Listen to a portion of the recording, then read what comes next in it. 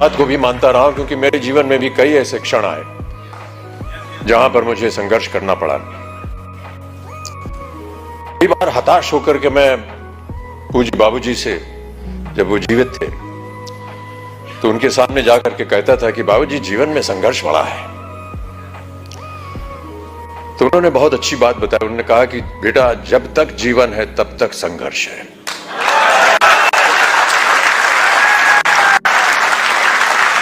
और आप भी मान लीजिए कि आपके जीवन में प्रतिदिन, प्रतिक्षण ये संघर्ष रहेगा।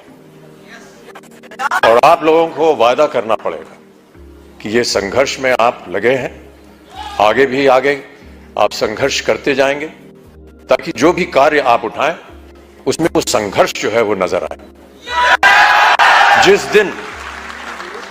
जिस दिन लोग आपके संघर्ष को सम्मानित करेंगे, उस दिन आपका पदार्थ जो है वो ऊंचाइयों पर पहुंच जाएगा।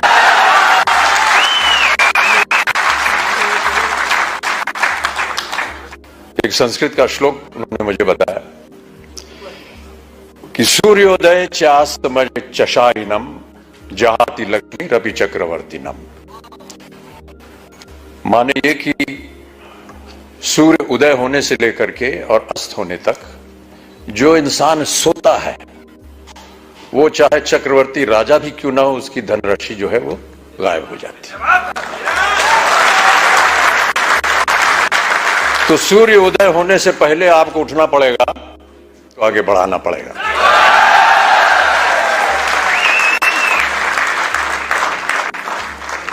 हनुमान जी की एक कथा है। हनुमान जी ने कहा था कि ईश्वर से कि हमको शिक्षा प्राप्त करनी है, ज्ञान प्राप्त करना है, क्या किया जाए, किसके पास जाए। उनसे बताया गया कि आप सूर्य के पास जाइए। सूर्य देवता जो है वो ज्ञान का भंडार है, उनके पास आप जाएंगे तो वो आपको ज्ञान दे सकेंगे। तो हनुमान जी गए सूर्य देवता के पास। तो सूर्य देवता ने कहा, भैया मैं तो चलायमान हूं, चलता रहता हूं, कैसे तुमको शिक्षा दूंगा मैं। तो हनुमान जी ने कहा कि आप ज्ञान मुझे देते जाइए और चलते रहिए, मैं आपके सामने उल्टा होकर के चलूंगा, तो आप चलते रहेंगे, मैं आपके सामने उल्टा होकर के चलता रहूंगा और ज्ञान प्राप्त हो जाएगा। पहले मधुशाला की एक पंक्ति पढ़ी गई थी, समझ जाता हूं उसमें थोड़ी बहुत त्रुटियां थी, जो यहां सज्जन पुरुष आए थे, उसको मैं दोबारा एक बार सुनाना चाहूंगा आपको कि मदिरालय जाने को घर से, मदिरालय जाने को घर से चलता है पीने वाला, किस पथ से जाऊं असमंजस में है वो भोला भाला, अलग अलग पथ बदलाते सब, पर मैं ये बतलाता हूं कि राह पकड़ तू एक चला जल, पा जाएगा मधुशाला।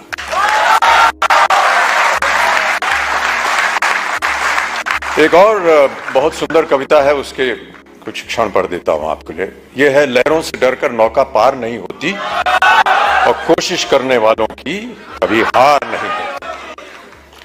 नन्ही चींटी जब दाना लेकर चलती है, चढ़ती दीवारों पर 100 बार फिसलती है, मन का विश्वास रगों में साहस भरता है, चढ़कर गिरना गिरकर चढ़ना न अखरता है, आखिर उसकी मेहनत बेकार नहीं होती, कोशिश करने वालों की कभी हार नहीं होती।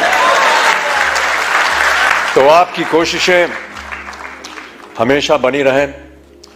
आपका सहयोग रहा है, जिनको भी आज पुरस्कार दिया गया है उनको मैं अपनी ओर से एक खास बधाई देता हूं और उम्मीद करता हूं कि इसी तरह हर कार्यक्रम में आपके साथ जब मैं आऊं तो और भी लोग पुरस्कार प्राप्त करने के लायक हों और मैं उनके साथ उन्हें पुरस्कार दे सकूं, उन्हें प्रोत्साहित कर सकूं। अंत में जाने से पहले बाबूजी की एक और कविता की कुछ पंक्तियां आपको सुनाना चाहूंगा। इस कविता का शीर्षक है अग्निपथ। अग्निपथ बाबूजी ने लिखी थी उस जमाने में जब भारत अपनी स्वतंत्रता के लिए लड़ाई लड़ रहा था अंग्रेजों के खिलाफ। तो भारत की जनता को प्रोत्साहित करने के लिए उन्होंने ये कविता लिखी थी। लेकिन मेरा ऐसा मानना है कि ये एक ऐसी कविता है जो हर क्षण, हर वर्ष, हर युग में उसका एक ही मायने निकलता है, प्रोत्साहित करती है जनता को। तो आपको भी मैं प्रोत्साहित करने के तौर पर अग्निपथ की कुछ पंक्तियां सुना देता हूं कि अग्निपथ अग्निपथ अग्निपथ, वृक्ष हो भले खड़े, हो बड़े हो घने, एक पत्र छाह भी मांग मत मांग मत मांग मत, अग्निपथ अग्निपथ अग्निपथ। मैं आशा करता हूं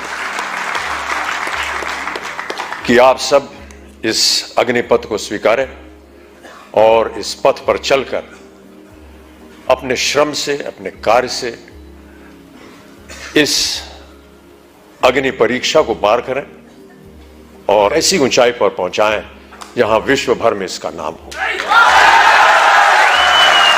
बहुत सारे पुरस्कार इसको पहले भी मिल चुके हैं, लेकिन पुरस्कारों से ज्यादा हमें मेहनत करनी होगी। पुरस्कार मिलते रहेंगे, आते रहेंगे, लेकिन सबसे बड़ा पुरस्कार वो होता है जब आपको अपने मन के अंदर ये सांत्वना मिलती है कि हमने जो मेहनत की वो पुरस्कार के लायक थी।